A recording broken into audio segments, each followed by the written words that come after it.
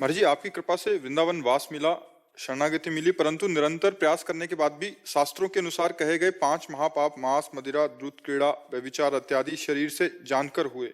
इन्हें आपके समक्ष कबूल करके आपसे प्रार्थना है कि कोई प्रायश्चित बताएं महाराज जी, दंड दें।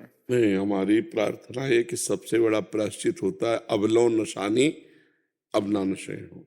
पहला प्रायश्चित स्वीकार करो तो आगे के प्रायश्चित हम बताएं तुम्हें। पहला स्वीकार करो अवलो नशानी अब ना नशे हो। आज तक किया, कसम खाता हूं कि आज के बाद नहीं करूंगा। बोलो। आज के बाद नहीं करूंगा।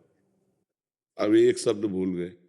आज कसम खाता हूँ, आज के बाद नहीं करूंगा। नहीं करूंगा। सर्व पापों का प्रायश्चित पहले एक ये।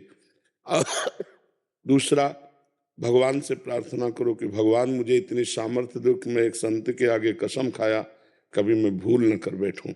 तीसरा, नाम जप करो। और चौथा, वृंदावन की परिक्रमा दो, दंडवती। एक परिक्रमा दंडवती दे दो, ठीक हो जाए। ठीक है महाराज जी, दंडवती परिक्रमा आपने बताई है, अगर वो एक ही दिन में करनी है या नहीं, एक दिन में तो हो ही नहीं सकती ना, वो क्रम बाय क्रम होती है। जितना 2-3 दिन आराम आराम से लगाइए और जितने में लगाइए तो उसको फिर आगे मत क्रॉस कीजिए। पीछे जा सकते हैं आप, आगे नहीं जा सकते। राइट में इष्ट देव है इसलिए थूक नहीं सकते, लघु शंका नहीं कर सकते। बाएं मार्ग में, लेफ्ट में है कीजिए, और आगे नहीं जा सकते, पीछे लौट सकते हैं कितना भी। तो ये कम से कम 7-8 दिन की साधना है, एक दिन में थोड़ी हो पाएगी। 13-14 किलोमीटर है, मतलब 1500 दंड बैठक जो मारता है, तो हम मान सकते हैं कि 2-4-6 किलोमीटर पहले पहले चल सकता, नहीं हाथ पैर धर जाएंगे आपके।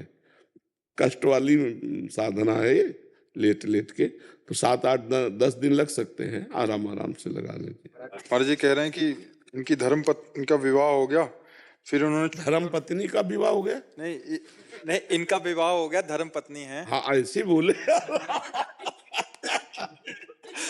बट महाराज जी इनका दूसरा हो गया, वो आगे आ रहा है। इन्होंने छुपकर बांडीर वन में दूसरा कर लिया। नहीं, गलत है, ये गलत है। हर चीज को प्रायश्चित नहीं किए जाते, कुछ दंडनीय अपराध होते हैं। ऐसा कैसे? किसी को पाणी ग्रहण किया फिर दूसरी स्त्री से क्यों आप लगाव किए? 7-8 साल पहले प्रेम प्रसंग हो गया था जिससे। तो आपने अपनी पत्नी को बताया पाणी ग्रहण करते समय कि मैं तुम्हें जब स्वीकार कर रहा हूं तो मेरी स्वीकृति एक लड़की है, तो फिर अपराध क्यों, दूसरे के साथ खिलवाड़ क्यों कर रहे हो? इसके लिए कोई प्रायश्चित नहीं, इसके लिए जलना होगा, इसका दंड भोगना होगा।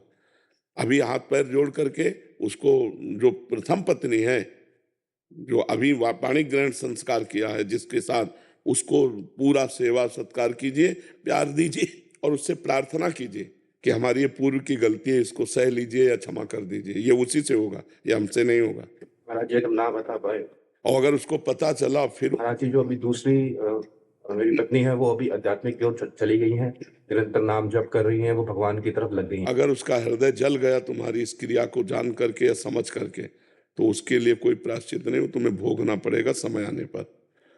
ये कैसा खिलवाड़ किया जाता है जिंदगी में? अगर पहली थी तो पाणी ग्रहण क्यों किया? क्यों किया? उसको स्पष्ट कह देती कि प्लीज मैं आपसे कुछ बात करना चाहता हूँ, मेरा प्रेम प्रसंग है, मैं आपको धोखे में नहीं डालूंगा, अब आपको करना है तो कर लीजिए। अगर अपनी बात हम कह देते हैं, किसी से तो हमें दबने की बात नहीं रहेगी। अब उसको तो आपने स्वीकार कर लिया कि पत्नी रूप में, इसके बाद दूसरे से चरित्रहीनता। अब ठीक हो जाओ यार, नहीं बहुत दुर्गति होगी, बहुत दुर्गति होगी। इन सब आचरणों से कुछ नहीं रखा,